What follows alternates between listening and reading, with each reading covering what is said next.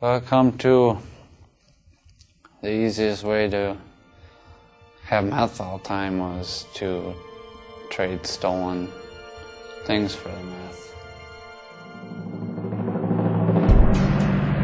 The amounts we used, you had to make a trade that was pretty big, so it was anything from vehicles and trailers, anything in between. It was, whatever we get our hands on. And we would trade that for large amounts of meth, and it was just an endless cycle. People need to realize that meth is not affecting just the user and their families. It is affecting all of us as taxpayers, and through increases in property crime, increases in local government costs, court costs, jail costs, and so it's a huge impact on our local communities and taxpayers.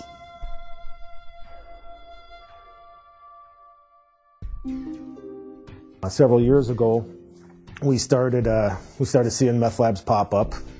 One of the problems that we had was Minnesota and Iowa were ahead of the curve as far as regulating the sales or the possession of anhydrous ammonia and some of the other key ingredients that you need to make methamphetamine.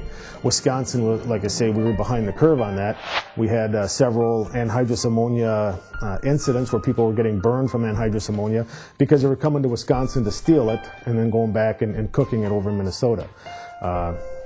Another law that we had passed was the possession of anhydrous ammonia, which put an end to people crossing the border to get the anhydrous ammonia.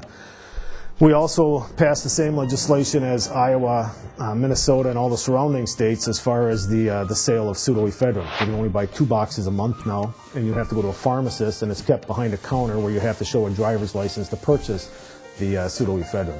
Since that happened, I think the year that we had the most meth labs in Dunn County, I want to say it was probably about 18 to 20. In the last 8 months, we've had 2. This legislation was key in cracking down on the number of home meth labs. We know about 80% of meth continues to come in from Mexico, and it's a much more potent meth.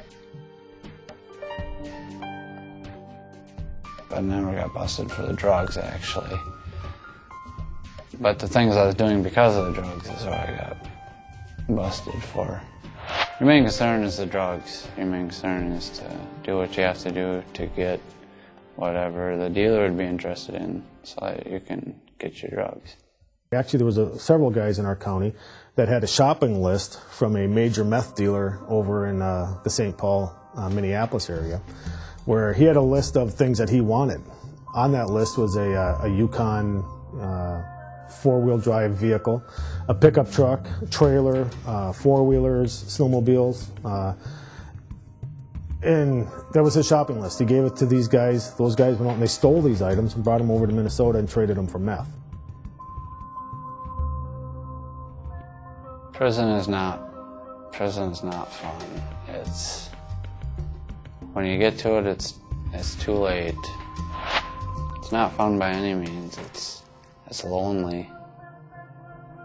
It's a lot of time to think about what you did, and it's too late, and it's unbelievable what you did and where you're at because now you're sober, and you're stuck looking at yourself and looking at your past, and there's nothing you can do about it at this point, even if you are sorry and you regret it and you want to take it all back and you want to change. You're already there.